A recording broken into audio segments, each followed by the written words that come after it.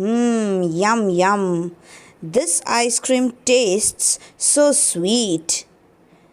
Ew, is this bitter gourd? Oh my god, it tastes so bitter. But how does a chili taste? Oh, it's so hot. But the question is, how am I able to taste so many different varieties? Is it our tongue which is helping us? Yes, it is our tongue.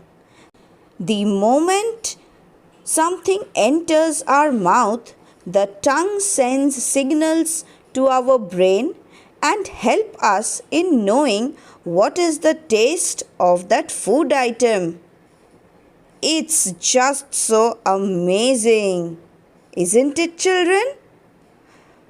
Do you know, children, our tongue does not only help us to taste, but also enables us to do various other functions.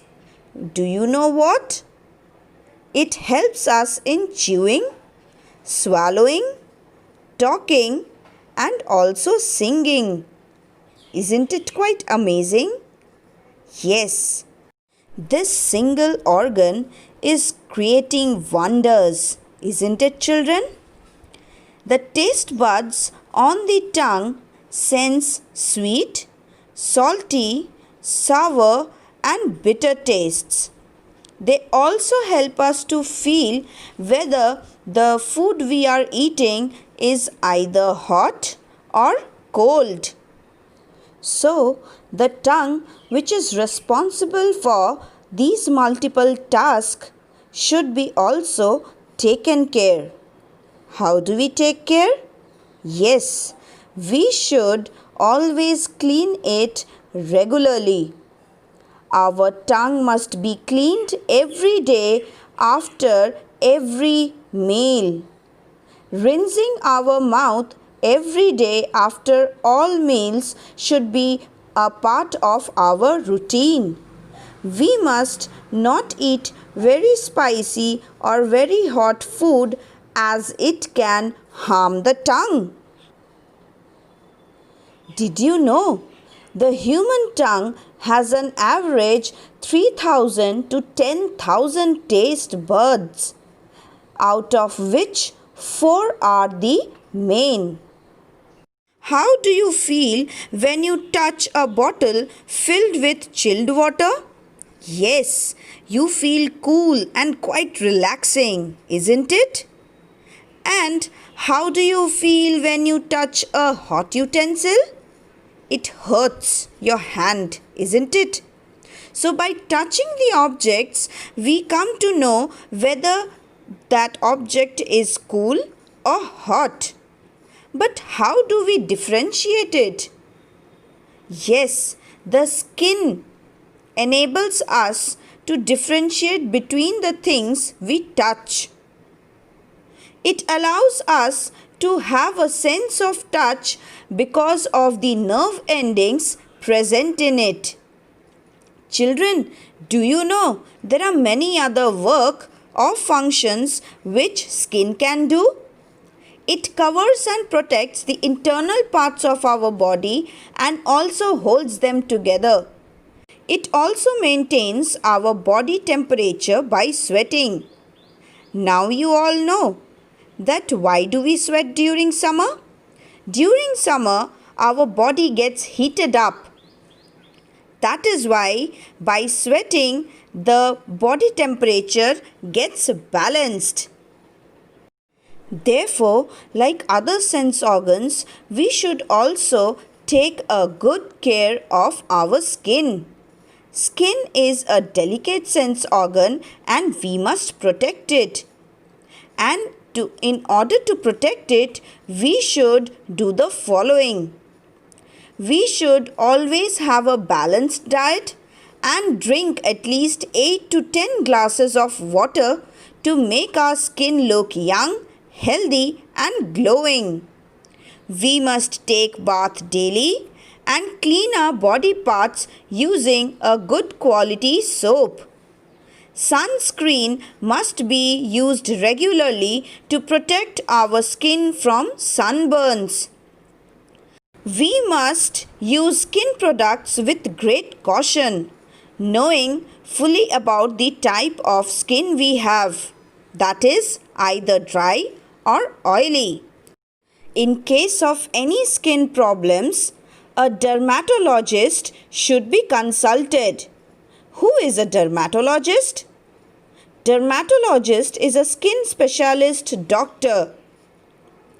Did you know the color of our human skin depends on the amount of pigment, melanin, that the body produces? So, children, how do you feel after knowing the importance of the sense organs? I am sure you feel lucky to have all these functions in your body. Yes, even I feel lucky enough to get a healthy and abled body. But not everyone is as lucky as we are. Some people lack these functions and they are called differently abled people.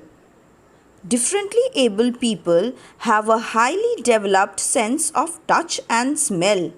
So, children, what responsibility do you have in order to help them? Yes, you should not first show sympathy or pity as they don't need it. All they need is cooperation and support to lead a normal life and to be accepted by the society. Many differently abled people like Helen Keller, Louis Braille, Marla Runyon, and Stephen Hawking have shown that in spite of being differently abled, they are no less than anyone and have proved their worth. So, let's hop in and know more about their wonders. Children, have you ever heard the name Stephen Hawking? No? Okay, let me introduce this great personality. Stephen Hawking is one of the famous scientists and physicists. He was born in 1942 in England. He had a passion for science and sky at an early age. But at the age of 21, he was diagnosed with a disease called amyotrophic lateral sclerosis. Now, what about this disease? This is a disease where the nerve cells break down, which reduces functionality in the muscles that they supply. The nerves that controlled his muscles were shutting down, and he was given 2.5 years by the doctors to live. But you know what, children? He did not give up hope and went on to become a popular scientist and a renowned physicist. He authored several popular science books. Stephen Hawking has been living a full and productive life. Do you know, children, how he communicates? He communicates using a touchpad and a voice synthesizer. Isn't it amazing? Hawking's most famous discovery was when he demonstrated that black hole emits some radiation.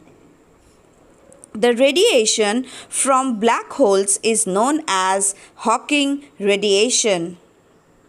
After Hawking, now let's talk about a lady who, in spite of being a differently abled person, did not give it an excuse towards success.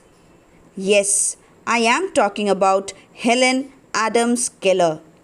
Helen Keller was an American author, political activist, and a lecturer. She was the first deaf and blind person to earn a bachelor degree in arts. She wrote articles for a magazine called the Ladies' Home Journal. She wrote books like The Story of My Life and the world I live in. She joined the American Foundation for the Blind and spent much of her life raising money for the foundation. Annie Sullivan was a teacher, had a great help to her. She taught Helen sign language, reading in Braille, and how to use a typewriter.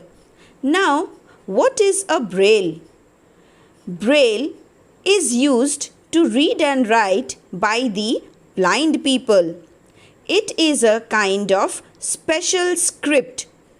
The script consists of a series of raised dots, and blind people feel them with their fingers and are able to read. So children, as we have come to end of the chapter, I would like to share a small thought, which is successful and unsuccessful people do not vary greatly in their abilities. They vary in their desires to reach their potential. Therefore, what I meant is, be it a differently abled or normally abled, we should not make it an excuse to reach the success of our life. Thank you.